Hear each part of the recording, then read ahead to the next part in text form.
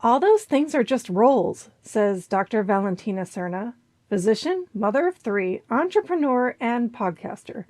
She said, I've been working a lot lately to not attach myself to those identities because I'm just me.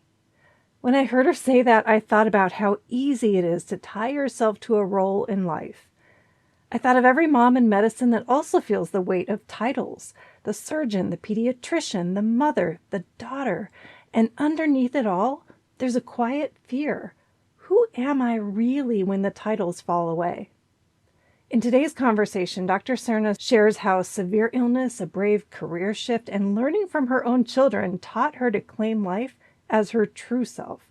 It's about finding an identity for physician moms. It's about what it means to be just you.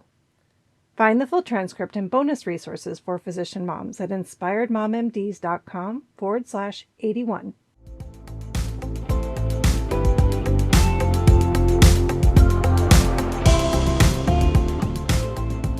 Hi, and thank you for listening. This is the Inspired Mom MDs podcast. I'm your host, Dr. Cindy Van Prague. I help physician moms take back control of their time and energy so they can prioritize what matters most and thrive at work and at home. In each episode, I bring you honest conversations, inspiring stories, and practical strategies, including interviews with incredible women who are redefining success on their own terms. Let's dive in. Hello, everyone, and thank you for coming back to the Inspired Mom MDs podcast. My name is Dr. Cindy Van Prague, and today I have a special guest. Her name is Dr. Valentina Serna. She is a physician trained in integrative medicine. She is a mother of three girls and the voice behind the Spanish language podcast Te Para el Alma. Her journey began with years of unexplained allergies and skin conditions that forced her to listen deeply to her own body, her emotions, and eventually to the patients that she now serves. In our conversation today, you'll hear how motherhood reshaped her identity as a doctor and why she's passionate about creating a more human, personalized path to healing. We'll also talk about her podcast and the creative life that she has built as a physician entrepreneur. I can't wait to get started. Welcome, Dr. Serna. Thank you very much for this invitation. I'm really, really excited. It's the English episode, so You are doing fantastic. And we've already been chatting for 5-10 minutes, everybody. And she's fine. She's perfect. Okay. So my first question is, just to get to know you. So you're a physician, you're a mom of three girls, and an entrepreneur. And when you think about all of those identities, what feels most alive for you right now? yeah, I'm a physician, a mother of three girls, an entrepreneur, a podcaster, and sometimes a writer too. Ooh, okay. But the thing is that all those things are just roles. Mm. I have been working a lot lately to not attach me to those identities Okay. because I'm just me. And if I decide not to be a physician anymore, I still be me. So my Yes. identity is just to be a human being. Mm. Mm. And I have a lot of roles that I love. Sometimes I identify myself with a little bit more being a mother, and sometimes more being a physician, sometimes more being a coach, and sometimes being a podcaster, but that's not who I am. That is such a great lesson, because a lot of times when we say no to something in life, it feels like you're giving away a piece of your identity. But if you're looking at it like, well, I'm just human, then you're not giving away anything. You're just giving away a role. Yes. Oh, I love that wisdom. And the Yeah. thing is that when you decide to be a physician, is like your whole identity is just being a physician. And it's Hmm. so hard to be conscious of that and let go of that. Yes, I completely agree. So in my introduction, I did briefly mention some of your health struggles when you were younger. So if you would like, can you quickly describe what was happening at that time and how did that shape your path? Okay. Yeah. I think that a big part of whom I am today because of the struggles in my health that I had in my whole life, because it really started when I was really young, like perhaps I was 8, 9, perhaps. And it started with a stomach ache. I had like burning, and the diagnosis was gastritis. But the thing was that I would even end up throwing up in the school a lot of times. And the thing is that I didn't understood then, but I understand now that it was connected to my emotional state, to how my nervous system was in those days. But in that moment, I didn't understood. And those digestive symptoms then like diminished, perhaps vanished. And then it started with tonsillitis. Tonsillitis number 1, 2, 3, 10, I don't know how many. And the tonsillitis ended up with abscesses, and I had like countless rounds of antibiotics. It was so bad. Like for me, it was so hard to really find out what was going with me. I already made those questions to me, but it didn't change my life. It was not so hard at the end of time. Like I ended up with the same routine, with the same choices until I had my eczema. I think another word is dermatitis. But it was really, really severe. Like it was just on my face and all my skin went down. And when people saw me, they said to me that I looked like I was burned. Oh, wow. It was really, really bad. And I tried everything medicine could give me, conventional medicine could give me. So I had cortisone topic and also injected. Then I was not just fat, but also I got an infection on my skin because all that cortisone. Now I had dermatitis with an infection. And then it was just so bad. I couldn't leave my home for more than 3 months. And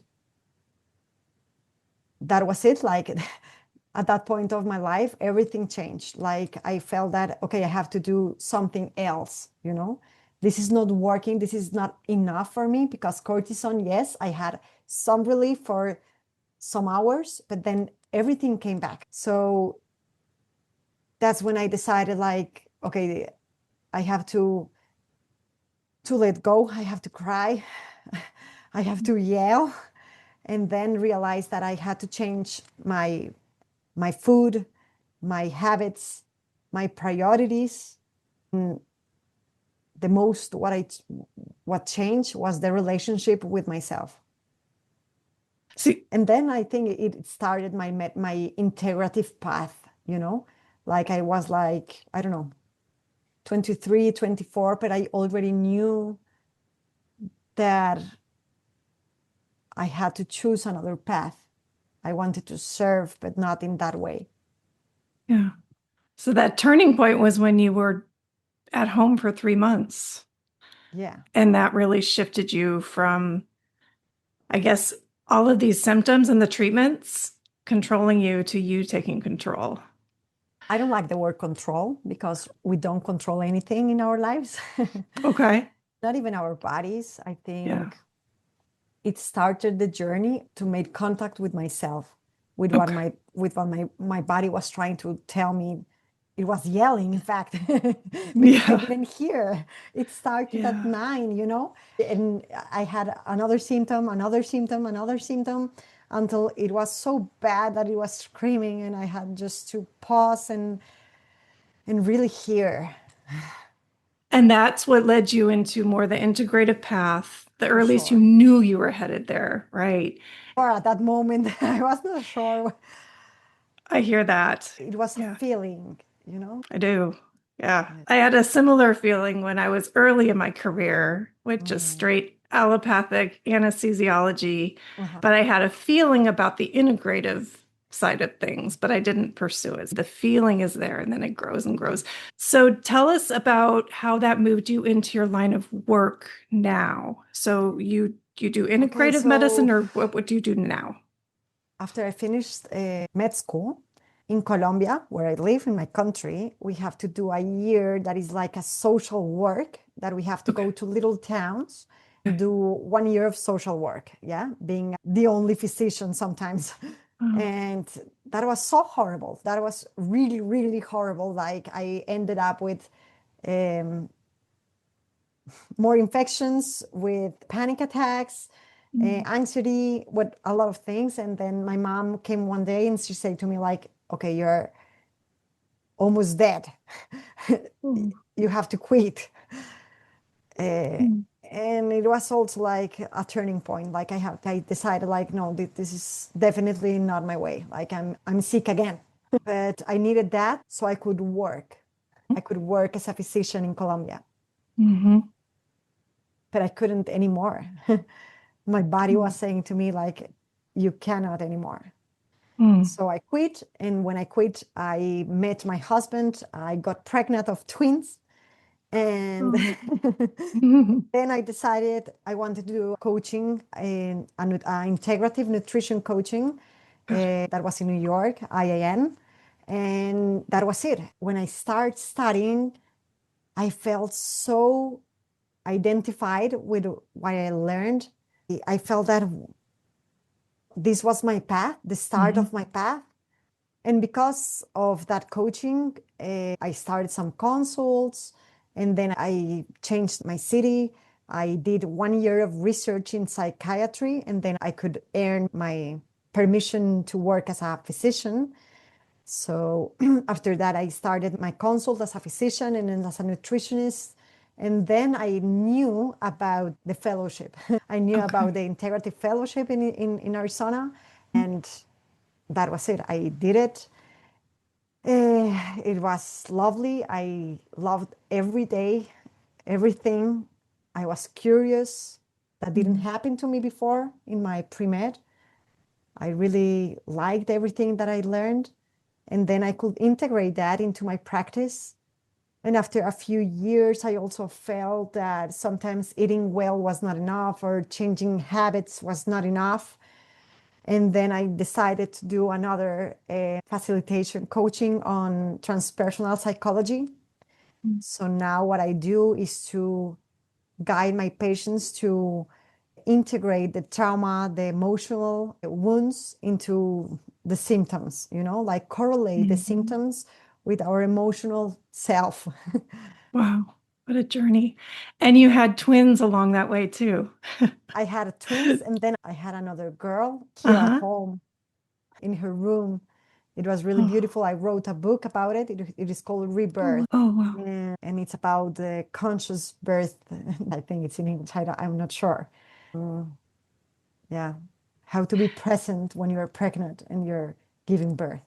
That sounds beautiful. I'm sure you'll give us a link to your book. We can give that to Yeah, it's listeners. in Spanish. Yeah, that's Yeah, okay. for Yeah, sure. I've read some of your writing, and you've called motherhood a totem, and I'm putting that in Mm, quotes, yes. that transformed you from the root. Can you Sí. share with us what that means? Yeah. None of my kids were planned. Like I got pregnant before I really knew I wanted to be a mother and before I knew what I wanted to do or to be in my life. And I felt that since the pregnancy, they were already my teachers, they were already my mentors. And that has not changed along the pathway of being a parent. Mhm. Like they have taught me a lot. Like they have been always a mirror for me for what I have not healed yet. Okay. So they always show me what I need to work on me.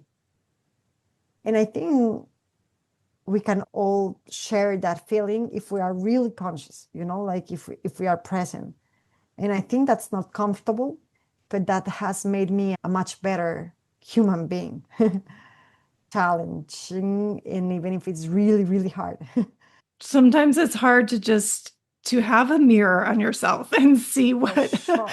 what needs For to sure. change. For sure. But I Yeah. think our generation has something beautiful, and it's Mm. sometimes when I make a mistake with them, when sometimes I'm not patient and I yell at them, well, I just say, I'm sorry. I'm really Mhm. sorry. Right. And you mentioned they help you to be present. What practices help you to be present, both when you're with your children, but also when you're working? Yeah. Some years ago, I say to them always, like when they were yelling, or I don't know, it was like a chaos in my home. I say to them like, breathe, breathe, breathe, no? But then I understood that they will mirror me and they wouldn't breathe if I don't breathe. So I breathe. Sometimes I cannot because I'm a human being. Sometimes when I realize that I'm not in myself, I try to breathe, to make a pause, to breathe. I close my eyes and then perhaps they can appreciate that and they also breathe. We make an exercise with the little one that we pick up a flower and we smell the flower. It's an imaginary flower, We just take it and we smell the flowers, we inhale, and then we exhale. And we pick another flower and we inhale and we exhale. But also with the breathing comes a thing that I just learned as an adult, and now I'm teaching them now, and is to name the emotion that we are feeling. For us adults, we struggle with that, and they as kids, but even more. So sometimes when I'm good, when I'm calm, I breathe, I pause, and then I try to say to them, okay, you're mad, you're angry. Okay, you're angry because your sister took your bicycle, and it's okay to be angry, but you cannot hit us. So when I name the emotion, I feel better, but she also feels better, Sometimes like the amygdala gets like, whew, and then everything gets better. Sometimes she still cry, but she's not in such a chaos in herself. So naming the emotions has helped me. I have a circle here on the wall with a lot of emotions that help me to put a name, to name. And then I do the same thing with them. Yeah. I'm hearing that your children are a mirror to what you're doing. And so what you've done is, first off, breathe. That's your primary goal in helping yourself be present. You're becoming present and you're breathing and you're calming your own amygdala, but you're modeling to your children how to respond to stress and chaos that happens in life. And they're learning how to behave from you. And then they're learning how to name their emotions. How old is your daughter that you're talking about? 4. Oh, she's little. Okay. Yeah. So she doesn't know her emotions yet, cannot identify. So I help her in that. But I feel that when I help her, I help me. Yes. But that thing of modeling sometimes is so hard. When I read about it, when I saw videos about it from kid psychologists, that was so hard because I felt that sometimes I can not even recognize those emotions in me. How can I do it for my kid? So I felt like so impotent, like I felt like frustrated. But then with patience and with calm and with practice, it's getting a little bit easier to do it. What would you recommend moms who are listening now do to help name their emotions? What's helped you the most? For me, it's printing. I have an emotion circle because sometimes we have so many emotions that we don't know even us how to name it. Like I can read here like devastated or ashamed or rejected or insecure or terrified, but sometimes we don't know those names in those moments. And sometimes when I read the circle, then I say, wow, what I feel is depressed, or I feel is interested, or I'm confused. And then everything's get a little bit gets clarified. Yeah. And sometimes it's not just one word. Perhaps feelings are complex.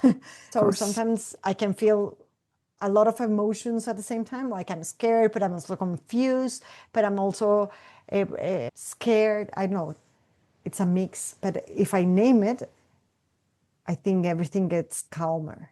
Hmm. It sounds like you're stepping out of the emotion and looking back as kind of a third party to name the emotion. It kind of puts you in a different Yes. role of observer.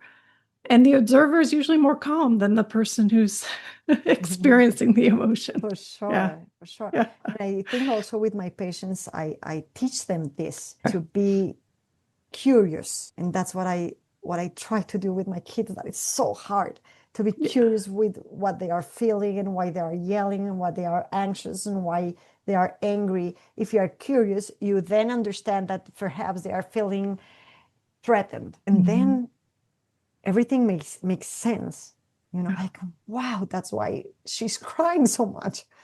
That word curiosity is so valuable. It really keeps us away from making assumptions about what the other person is thinking or feeling or why they did what they did. And Yes, if we approach it with curiosity, then we're not reactive to it. And I guess I'm speaking we, meaning me, I'm not reactive to it. And I learned something about that person for that sure. my emotions wouldn't have let me learn if I wasn't For curious. So sure. I love I that you're think it's touching on that. easier with our patients to be curious. And I say Mhm. compassion is curiosity without judgment. That's for Mhm. me, compassion. And I Mhm. think with my patients is really easy to do it. With Mhm. my kids is hard. And with myself is really hard.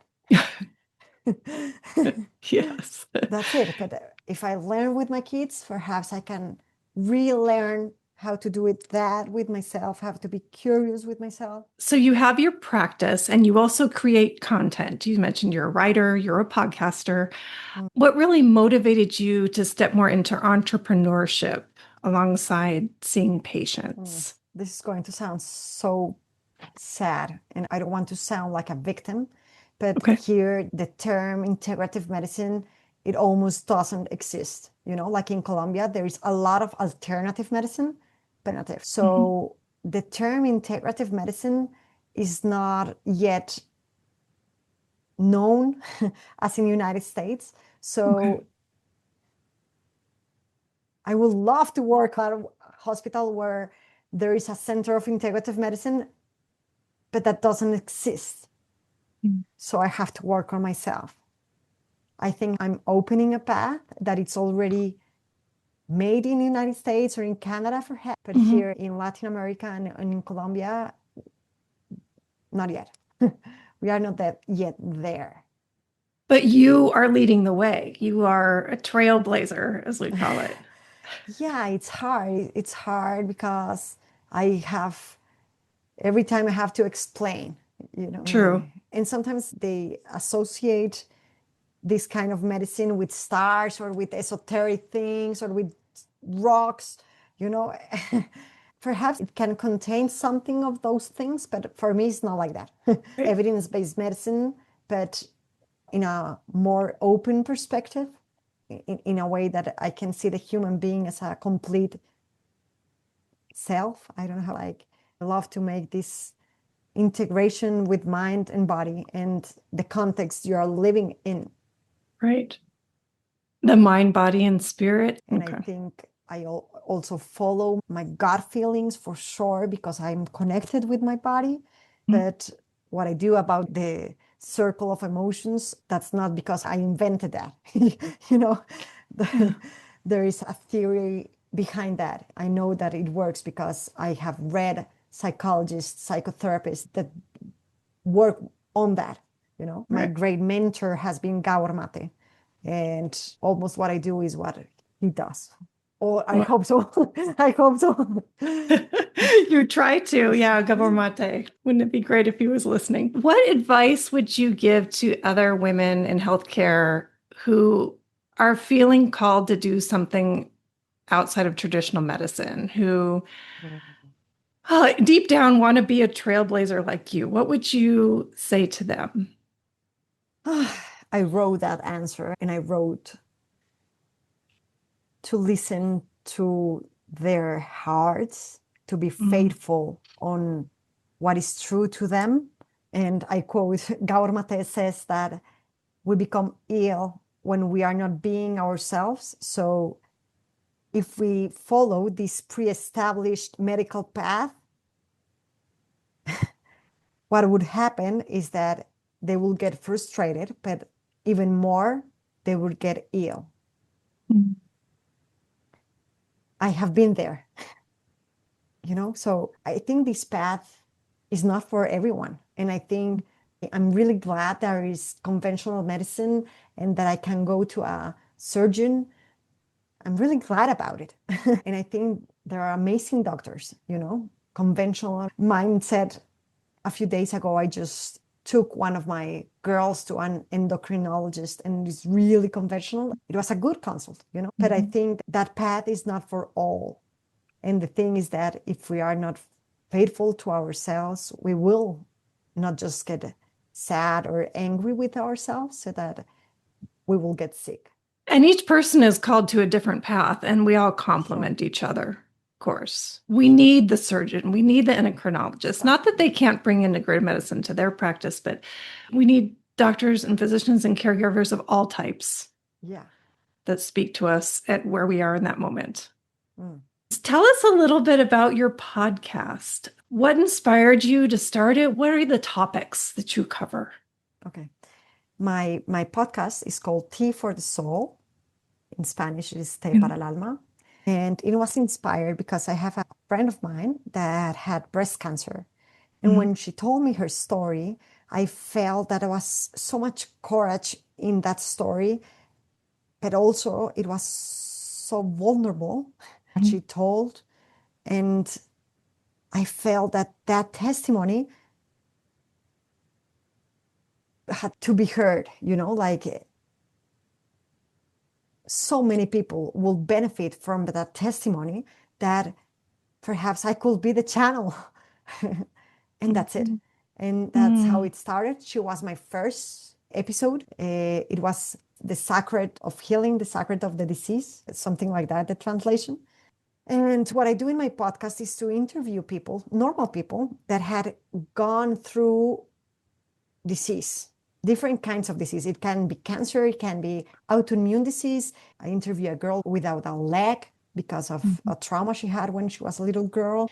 And I also interview a friend that had vertigo and a boy that had depression and anxiety. And what I try to do in my podcast is like medicine from another point of view, and how the disease can be an opportunity for growth, and how you can share resources to other people that had helped you to a healing path.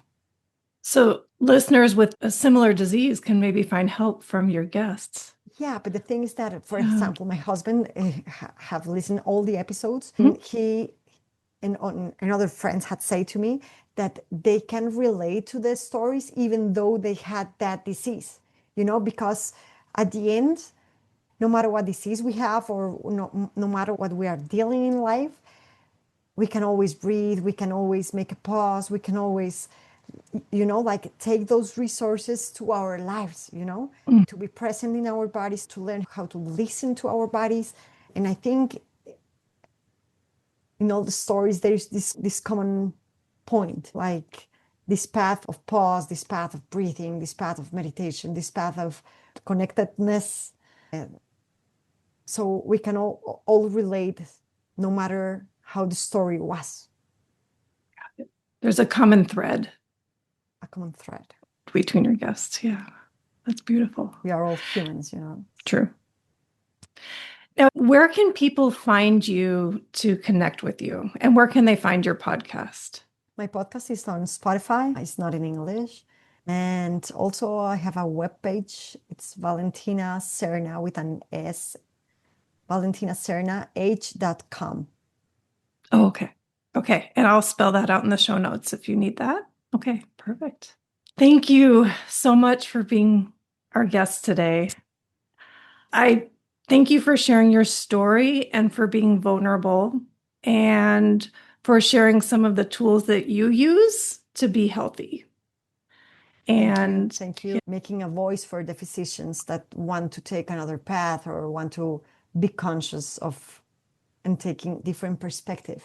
I appreciate that. Because for Thank me, you that so was much. also really a struggle. to think that I could be a physician in another way. Bingo. Exactly it. Yes. You get to be how you want to be. You don't have to follow a set path. It is hard. Yeah. And then you combine that with motherhood, and it makes life more fun, doesn't it? Yeah. You're beautiful children. So, Thank you very much, Cindy. And everybody listening, as always, thank you so much for being here today, for listening. If this episode resonates with you, please share with a friend. Thank you.